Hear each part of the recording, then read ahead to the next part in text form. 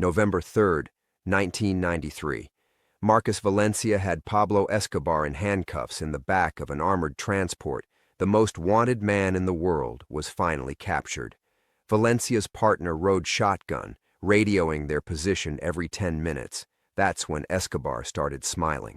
"Your partner," Escobar said in perfect English. "He has beautiful daughters, no?"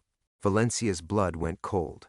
His partner had never mentioned speaking to Escobar, had never mentioned Escobar knowing English, had never mentioned Escobar knowing about anyone's family. What happened in the next 10 minutes rewrote everything Valencia thought he knew about loyalty, betrayal, and the war on drugs. 3 men entered that transport vehicle. Only 2 walked away alive. For 30 years, Marcus Valencia carried the guilt of letting a monster escape.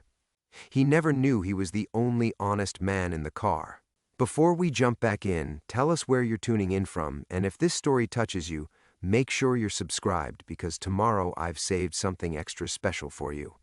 The Miami heat pressed against the bulletproof windows of the transport like a living thing. Marcus Valencia's grip tightened on his service weapon as Escobar's words hung in the air between them. Beautiful daughters. How could he possibly know about Rodriguez's girls? "Something wrong, Marcus?" His partner's voice crackled through the radio intercom, casual as always.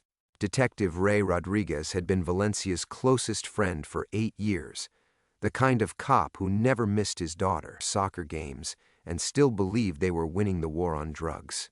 Valencia met Escobar's dark eyes in the rearview mirror. The cartel king sat perfectly still, hands cuffed behind his back, but that smile never wavered.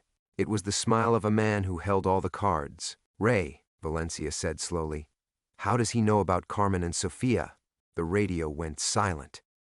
In the back seat, Escobar chuckled, a sound like gravel in a cement mixer. "Perhaps," Escobar said, "you should ask Detective Rodriguez about the deposit in his Cayman Islands account. $37,000. Last Tuesday." Valencia's world tilted. "What the hell are you talking about?" Ray Valencia barked into the radio. "Talk to me!" The transport hit a pothole, and Valencia caught Rodriguez's reflection in the side mirror. His partner's face had gone the color of wet concrete. "Marcus, listen to me." The warehouse on Flagler Street, Escobar continued conversationally. "Your unit raids it tomorrow night. Very tragic that someone will tip off my men. Many DEA agents will die, unless, of course, Detective Rodriguez earns his money properly." Valencia's training kicked in.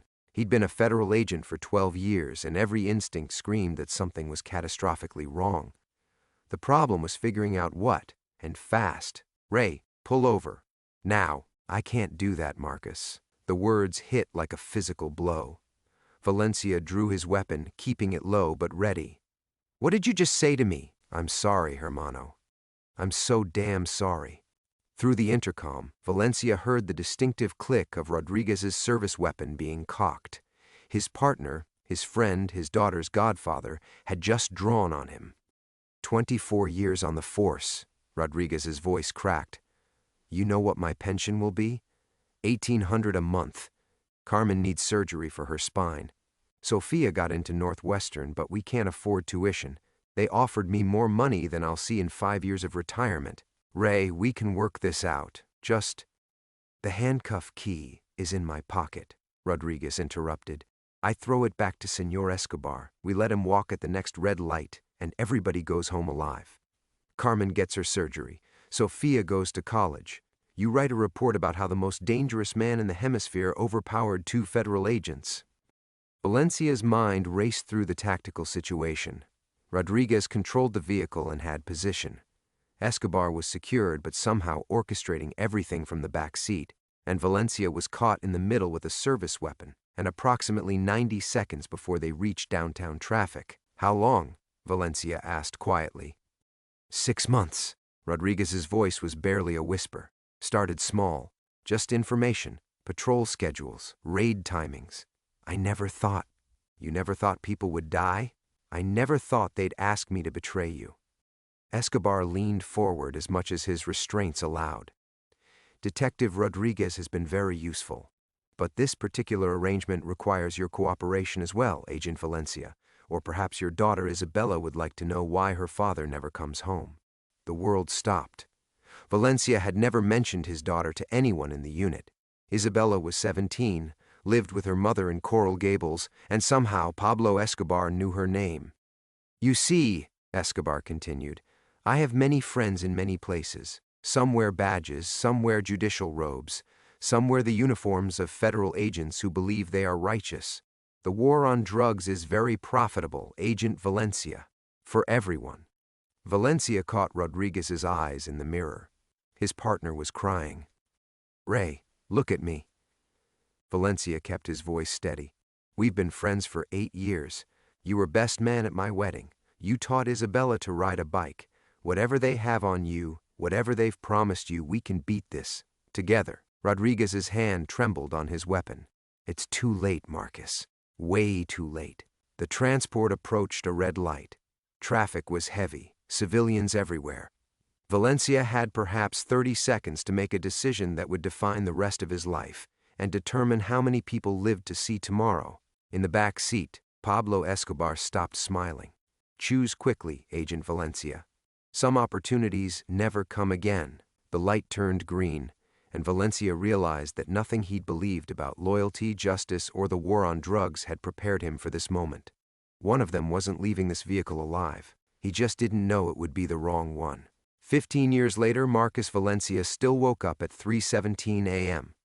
The digital clock on his nightstand glowed accusingly in the darkness of his Coconut Grove apartment, its red numbers marking the exact moment his life had shattered in that transport vehicle.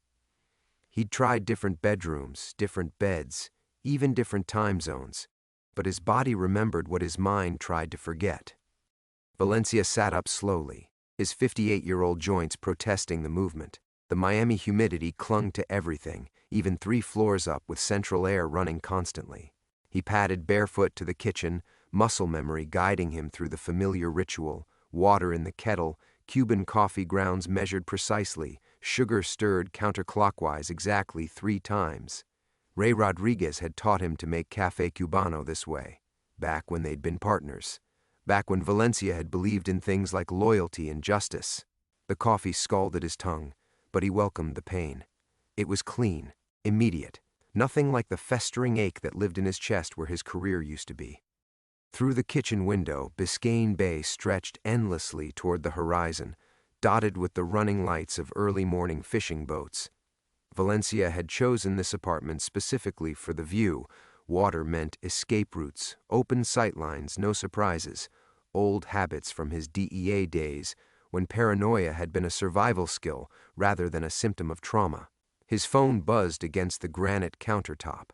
A text from Isabella. Dad, are you awake? Can't sleep either.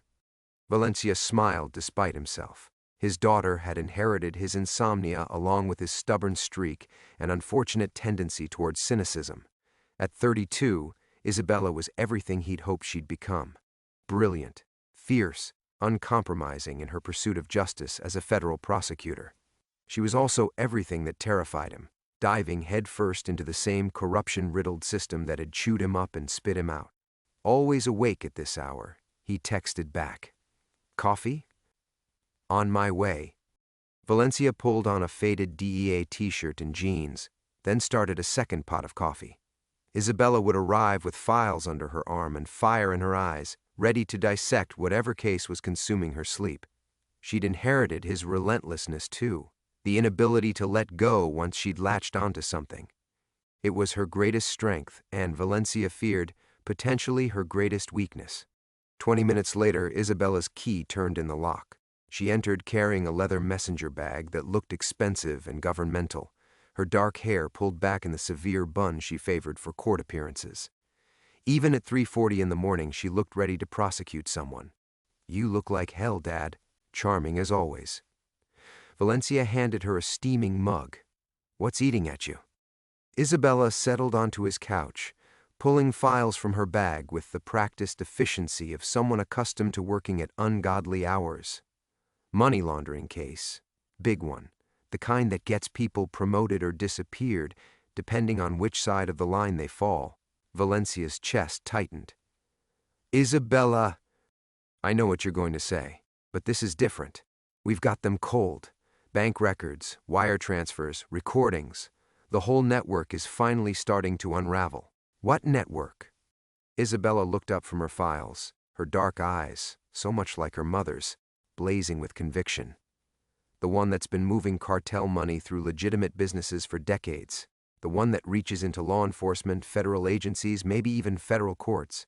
Dad, I think we're looking at the same corruption ring that destroyed your career. The coffee turned to ash in Valencia's mouth.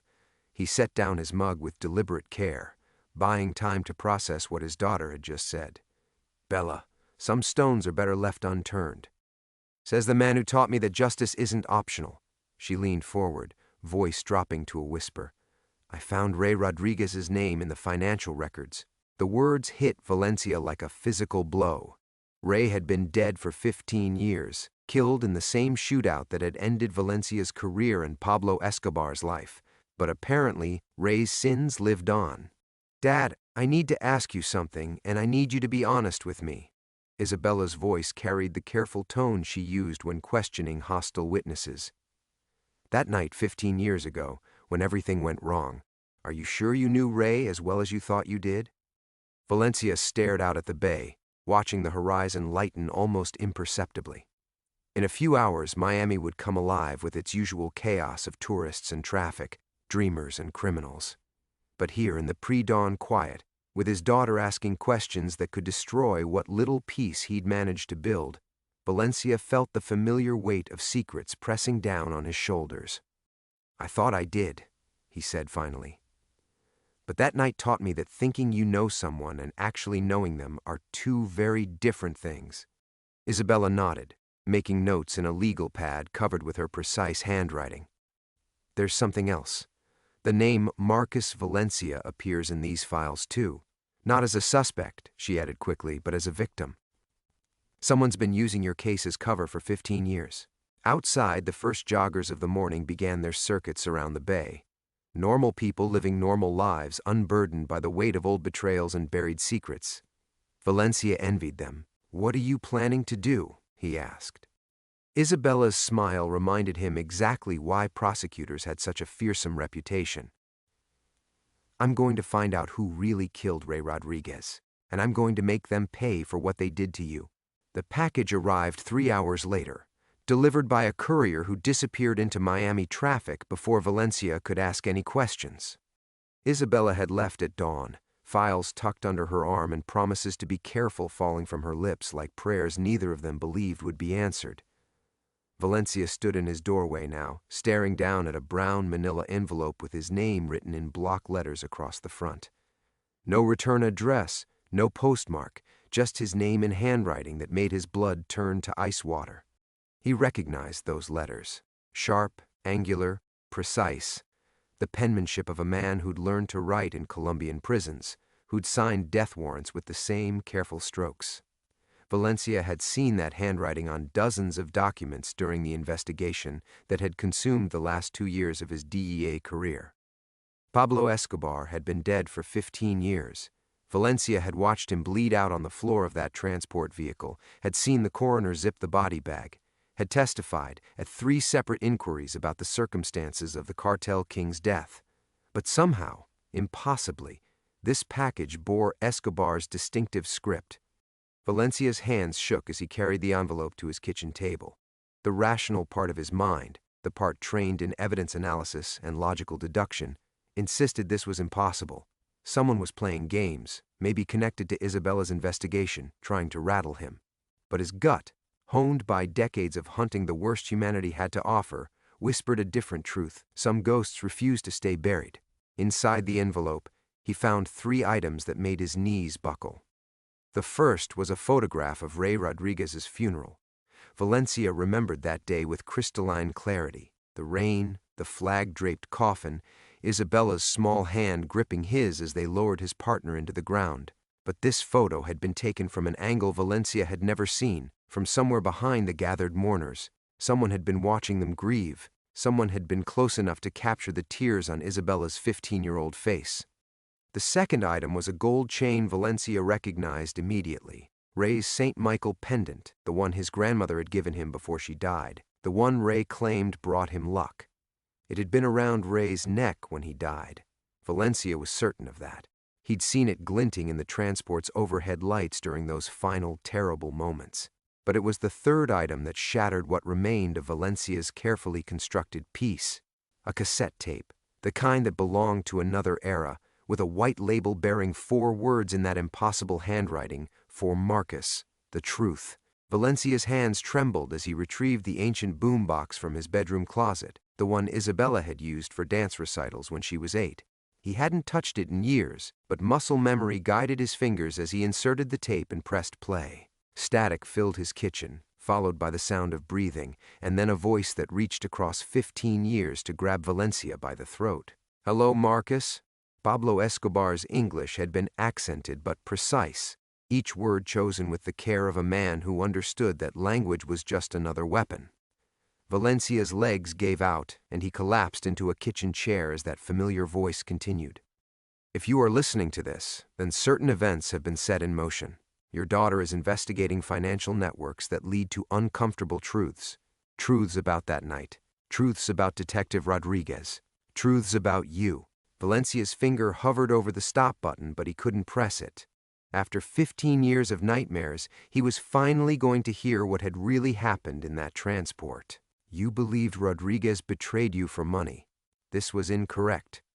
Rodriguez betrayed you to save your life. And mine." The tape hissed with static as Valencia's world tilted off its axis.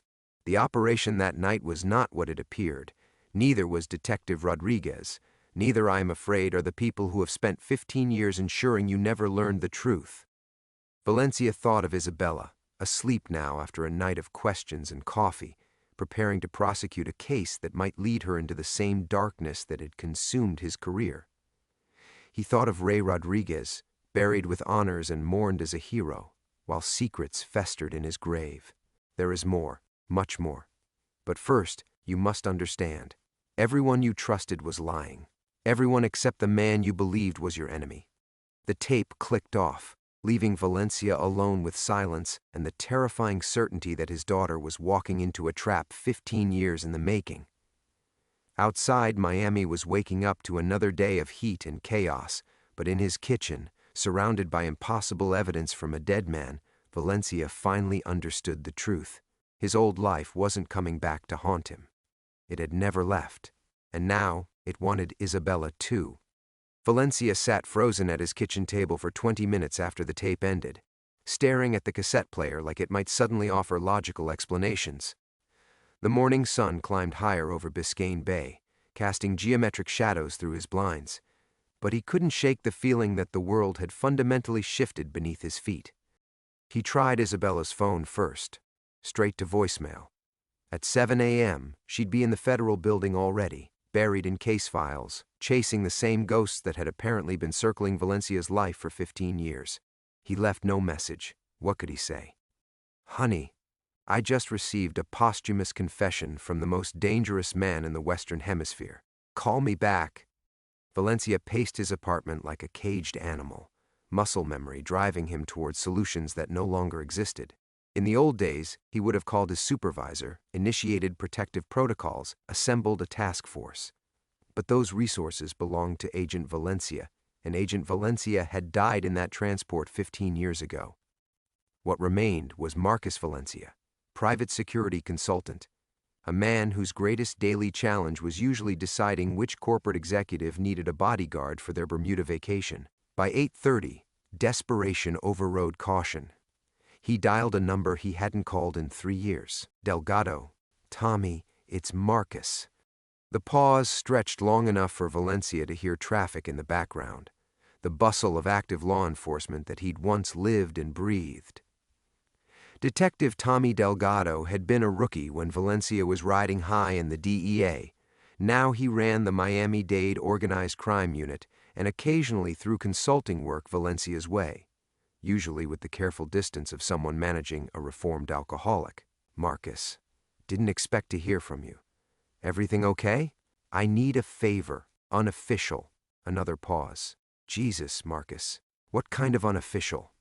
Valencia closed his eyes, knowing that what he was about to say would sound like the ramblings of a man who'd finally cracked under the weight of old trauma. I need you to pull Ray Rodriguez's case file, everything. Autopsy reports, evidence logs, witness statements. Ray's been dead 15 years. Why the hell? Tommy, please. I can't explain over the phone. Are you in some kind of trouble? The honest answer was that Valencia didn't know. The safe answer was the one that kept Isabella protected and Tommy at arm's length. But as he stared at the cassette tape sitting innocuously on his kitchen table, Valencia realized that safe answers were a luxury he could no longer afford. Maybe. Probably. I won't know until I see those files. The silence stretched longer this time. When Tommy finally spoke, his voice carried the careful tone of someone navigating a potential career-ending conversation. You know I can't just hand over federal case files to a civilian, right? Even one with your history. Then don't hand them over. Look at them yourself.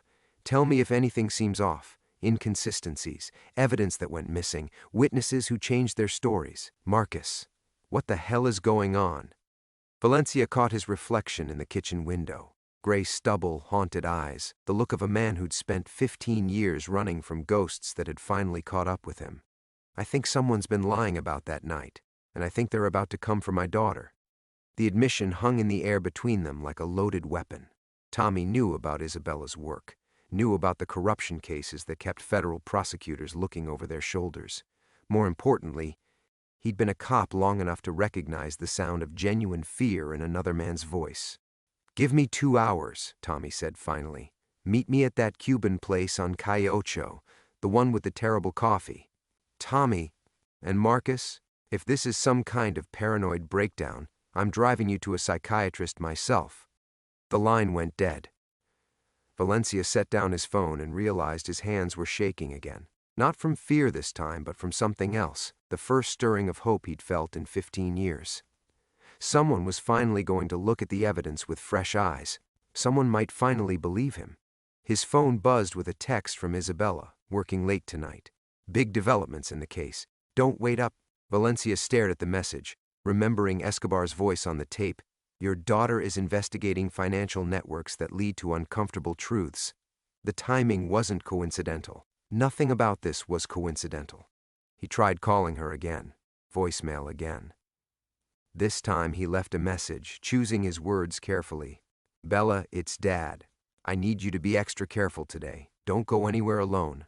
Don't trust anyone you haven't known for years. I'll explain tonight, but please, just be careful. As he ended the call, Valencia realized he was already planning like a federal agent again, assessing threats, calculating risks, preparing for war. The thought should have terrified him. Instead, for the first time in 15 years, Marcus Valencia felt like himself again. Outside his window, Miami pulsed with its usual chaos, unaware that somewhere in its sprawling maze of highways and high-rises, old sins were finally coming home to roost.